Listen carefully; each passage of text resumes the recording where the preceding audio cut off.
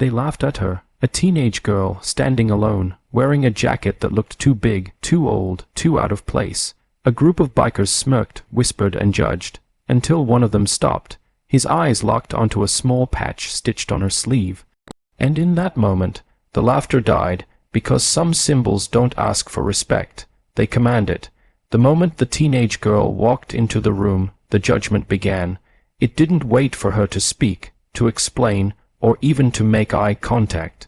It was instant, automatic, and cruelly efficient. A glance at her age, a quick scan of her size, a smirk at the oversized jacket hanging off her shoulders. In seconds, the verdict was delivered. She doesn't belong here. That is how most judgment works in real life, fast, confident, and completely uninformed. The bikers didn't ask who she was.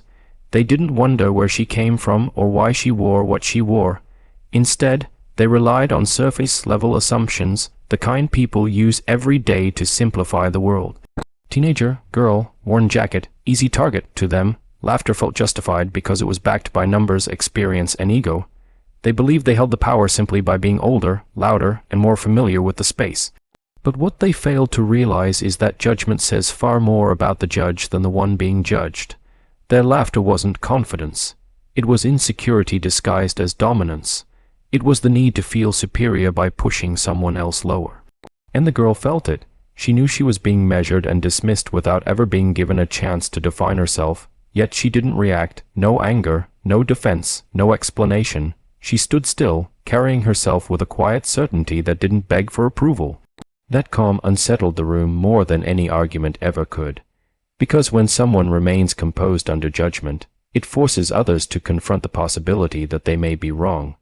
In that silence, something powerful was happening. The assumptions were about to collide with reality, and when that happens, laughter often turns into regret. Not because words were spoken, but because the truth can no longer be ignored. To the bikers, the jacket looked outdated, oversized, and out of place on someone so young. It didn't fit the trends of the moment, and it certainly didn't fit their expectations of what a teenage girl should be wearing. But what they didn't understand, what most people fail to recognize, is that some clothing is never meant to impress. Some clothing is meant to carry history. That jacket wasn't chosen off a rack. It wasn't worn to stand out or blend in.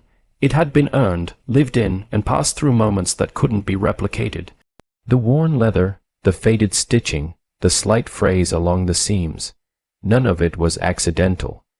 Every mark was a reminder of miles traveled, people lost, loyalty proven, and bonds forged in places most outsiders would never survive.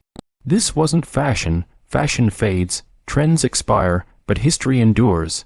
The jacket represented a world built on rules, respect, and unspoken codes. It had seen roads that never show up on maps and nights that never get talked about.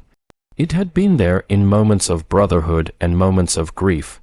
And now it rested on the shoulders of someone young, not because she wanted attention, but because she had been entrusted with something meaningful.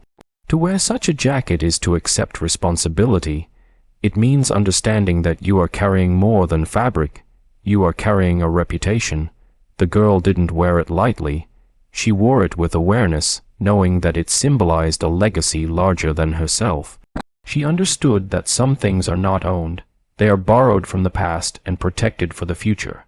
The bikers mistook age for ignorance and size for weakness. They failed to realize that history doesn't always look imposing. Sometimes it looks quiet, worn, and underestimated, until the weight of it becomes impossible to ignore. At first, no one noticed it. The patch was small, almost unassuming, stitched into a place you wouldn't immediately look unless you knew exactly what to look for. That's how real symbols work. They don't announce themselves. They wait to be recognized by those who understand their meaning. The bikers laughed and whispered, confident in their assumptions, until one of them stopped. His eyes narrowed, not in mockery, but in recognition. The moment he saw the patch, the atmosphere shifted. It wasn't dramatic. There was no sudden noise or confrontation. Instead, there was silence, the kind that arrives when truth enters the room. He knew what that patch represented. It wasn't decorative. It wasn't something you could buy online or stitch on for appearance. That patch was earned through loyalty, sacrifice, and unwavering commitment. It symbolized a bond sealed not by words but by actions. As realization spread from one biker to another, their expressions changed. Laughter faded, postures straightened, the jokes stopped mid-thought. Because that patch carried rules older and stronger than ego. It marked protection, lineage, and respect within a world where reputation is everything, and mistakes are rarely forgiven. What made the moment even more powerful was that the girl never pointed it out. She didn't need to. The patch spoke for her. It told a story of who stood behind her, who had her back, and what lines should never be crossed.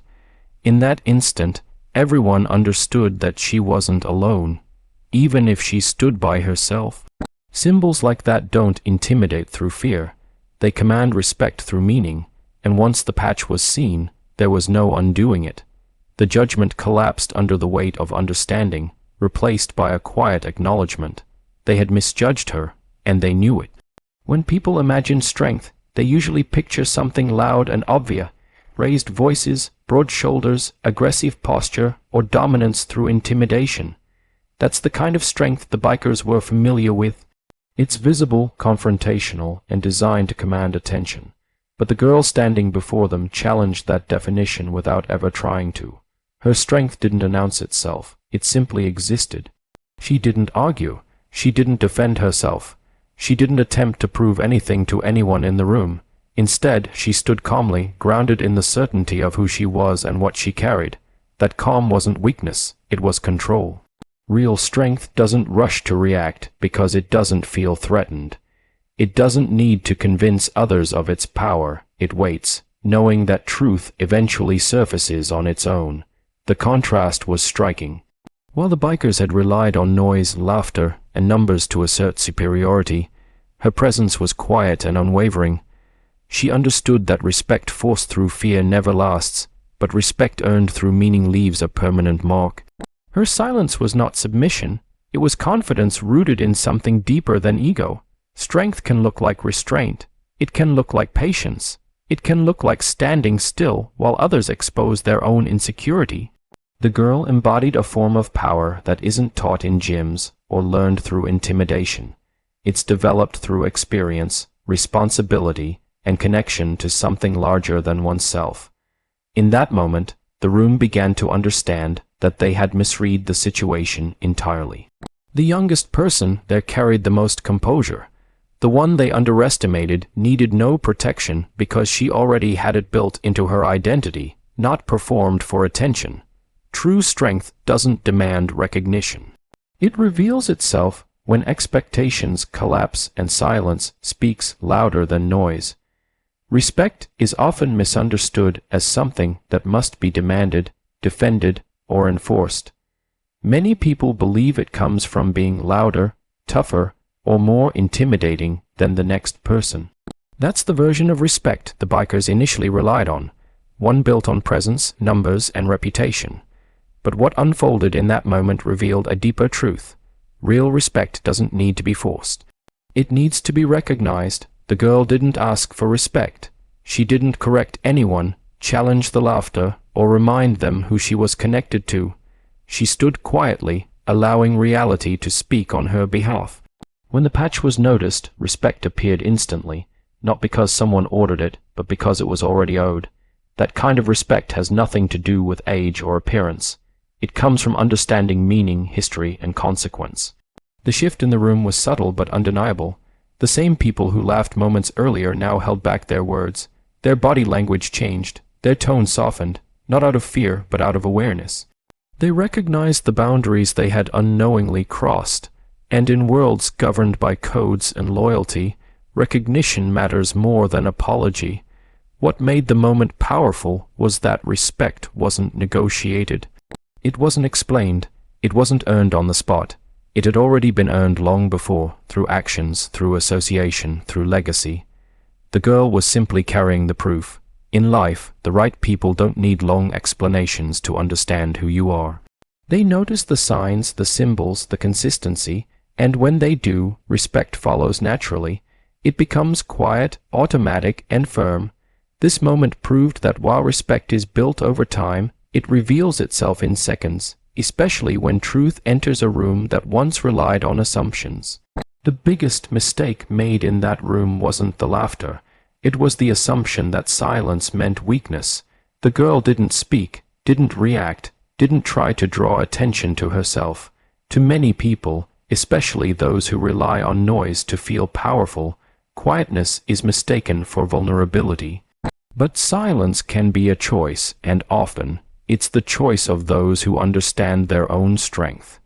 The quiet ones observe, they listen, they calculate. They don't rush to explain themselves because they don't feel the need to be validated. The girl stood there knowing that any reaction would only feed the judgment already happening. Instead, she allowed time to do what arguments never could: reveal the truth. And when the truth emerged, it did so without her saying a single word. Underestimating quiet people is dangerous because their power is usually rooted deeper than surface behavior. They often carry experience, discipline, and connections that don't announce themselves. The girl's calm presence wasn't accidental, it was learned. It came from understanding that real authority doesn't panic when misunderstood. It waits. The bikers learned this lesson the hard way. The youngest, smallest, and quietest person in the room ended up commanding the most respect, not by asserting dominance, but by simply being exactly who she was. Their earlier confidence collapsed once they realized how wrong their assumptions had been. Quiet people don't need to prove themselves to everyone. They know that those who matter will eventually see what others missed. And when that realization arrives, it often comes with a heavy sense of humility. Silence, when backed by truth, becomes one of the most powerful voices in any room. What happened in that room wasn't just an awkward moment. It was a lesson. A reminder that judgment built on appearances will always collapse under truth. The laughter didn't stop because someone demanded it. It stopped because understanding arrived. In that instant, everyone present was forced to confront how quickly they had dismissed someone they never took the time to understand. The teenage girl walked in carrying more than a jacket. She carried history, loyalty, and meaning, things that can't be seen unless you know how to look. And when they finally did, the room changed. Not because she spoke up, but because reality spoke louder than ego ever could. This story stands as a warning and a reminder. Be careful who you underestimate. Be mindful of the assumptions you make in seconds, but may regret for years, because some people don't look powerful until the moment you realize they always were. In the end, respect didn't come from fear or confrontation. It came from recognition. And once it arrived, there was no laughter left.